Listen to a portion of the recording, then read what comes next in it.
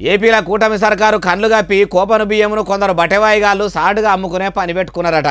ముచ్చట తెలిసిన civil supply ఆఫీసర్లు ఆ రేషన్ బియ్యాన్ని పట్టుకున్నారట.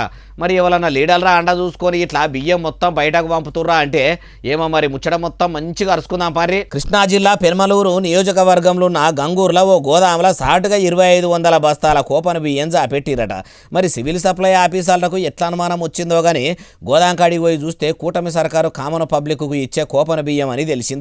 వెంటనే లారీ తీసుకొచ్చి గోదాముల జాపెట్టిన బియ్యం మొత్తం తీసుకుపోయిర్రట.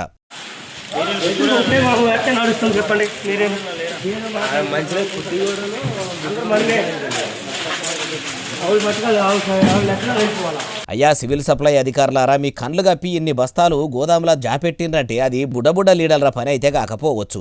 దీని వెనక ఎవరున్నారో అరుచుకోండి. అయ్యా ఏపీ కోపన మంత్రి నాదెండ్ల మనోహర్ సారు జర ఏపీలో కోపన బియ్యం ఎత్తుకపోయి బయటి దేశాలకు పంపుతుర్రని ఇప్పటికే అనుమానాలు ఉన్నాయి. ఇప్పుడు ఇట్లా గోదాములలో జాపెట్టిన జాడ దొరకబట్టి వాళ్ళను తీసుకుపోయి సర్కారు లాంఛనాలతోని జైలుకు పంపే పని పెట్టుకుంటేనే మీకు మంచి పేరు వచ్చేటట్టున్నది అంటుర్రు ఈ ముచ్చటిన్నోళ్ళు.